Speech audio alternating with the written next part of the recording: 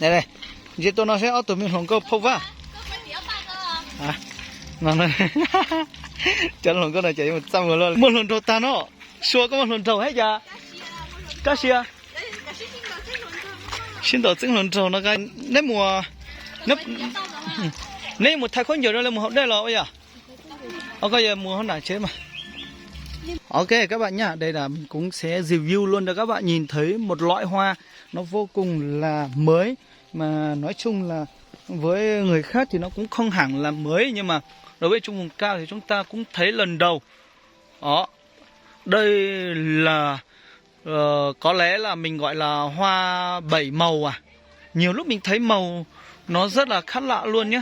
Không, nhiều lúc là mình cảm thấy là chắc là đâu đó là 7 màu đấy. Rồi, chúng ta cũng sẽ gọi là về thôi. Rồi, bây giờ nha, chúng ta sẽ về nhà. Quay cái làng này cho các bạn xem nhé. Nói chung là review cái bản này thì nói chung là cũng rất là đẹp luôn các bạn ạ. Nói chung là không có cái bản nào mà có thể đẹp bằng cái bản này luôn rồi. Cái bản này thì thật sự là quá là đẹp luôn. Đó, nói chung là cực kỳ là đẹp. Hộp va Văn chỉ tôi nó sẽ nó là một hộp hộp va ở đây. Con nhà lòng lá luôn, nó đã bị sai mà là một siêu là một phải đấy.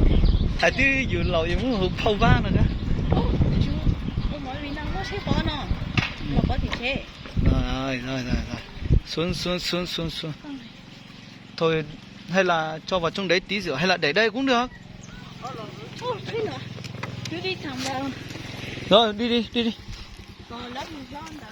Có một kia họ có to mà. Rồi.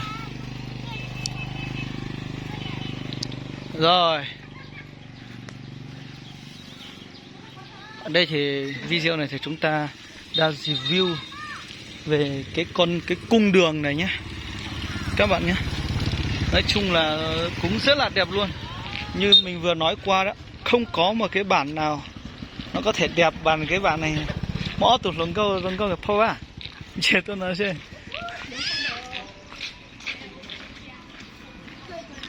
Rồi, rất là đẹp luôn các bạn.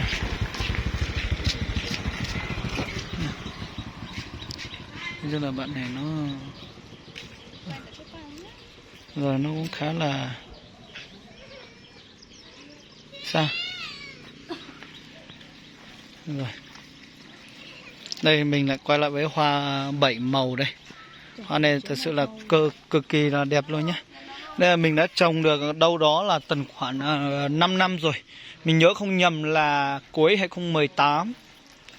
Đâu đó, chắc là không phải cuối 18 đâu. Chắc là thế thật. Mình nghĩ là cuối 18. Cuối 18 hay là không, mình nghĩ là cuối đầu 19 là mình trồng cây rồi nhá. Nó cũng khá là ok rồi.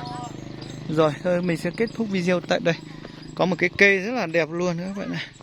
Ok.